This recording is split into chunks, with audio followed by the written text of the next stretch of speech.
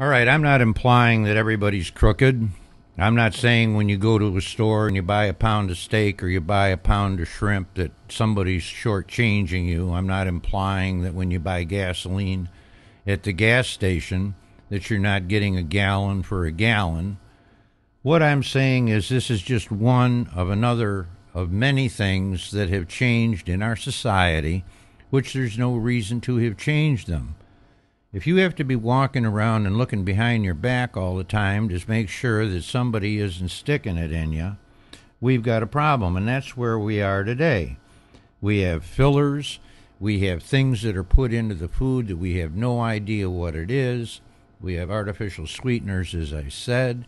We have things that they put in the food that change the weights so that you're not actually getting a pound of oatmeal or a pound of whatever. What you're getting is an adulterated product that no one knows what the contents of the can is or the bag. Consequently, here we are today. We go to the store. We think we're getting $1 worth of material for the price and the quantity that we purchased, when in reality, we're getting shorted. Is this universal? As I said, no.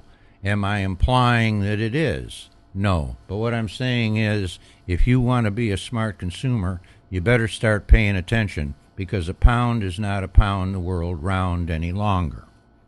Now, compounding this problem, we have the difficulty that's being brought on the American people, and I guess globally now, by these mega corporations that are gene splicing and doing genetic engineering with the various types of food.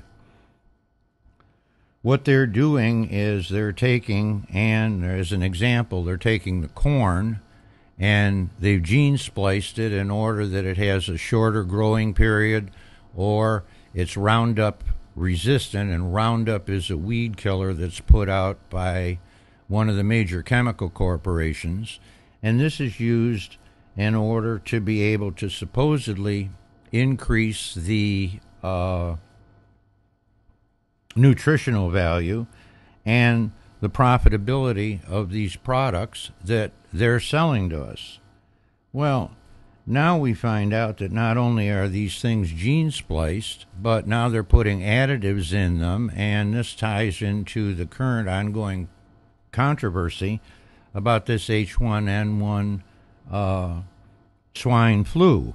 Supposedly now Monsanto is putting the swine flu vaccine in a number of different breakfast cereals in order to be able to give this stuff to us, even though we don't want it, don't need it, and aren't aware that we're purchasing it.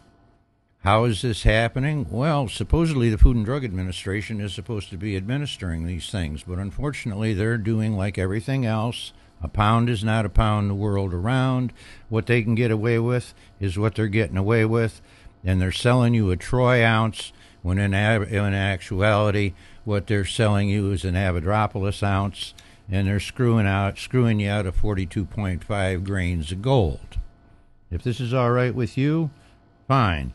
I don't think it's right, but this is such a difficult subject to even explain. Most people are probably not paying attention to what I'm saying anyway by now, but at least I can tell you, at least you've been told.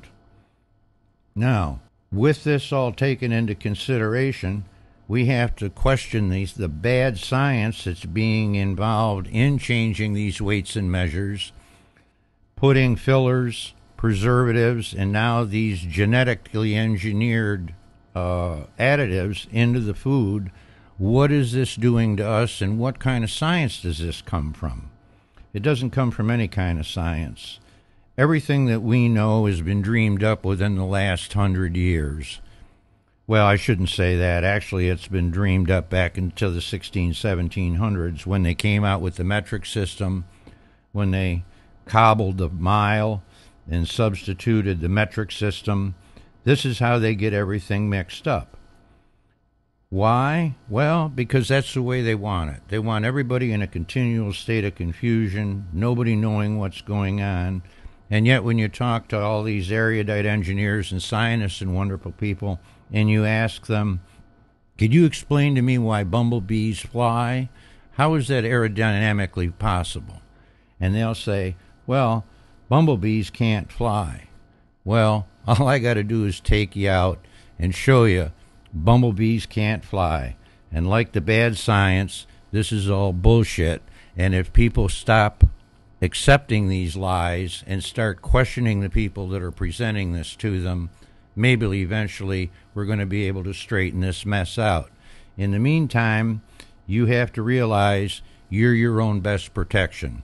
If you don't like the weights and the measures in the stores, bring it to the attention of the people that run the store.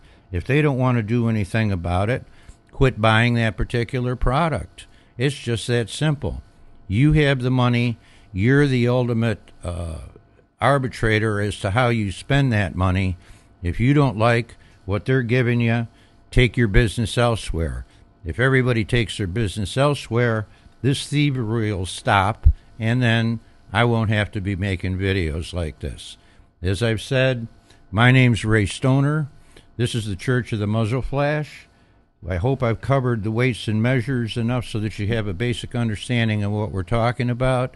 And we're probably going to get back to this later because this all is involved with these universal numbers, the Great Pyramid height, and why it says in the book of Deuteronomy, you don't screw with the weights and measures because a pound is a pound the world round.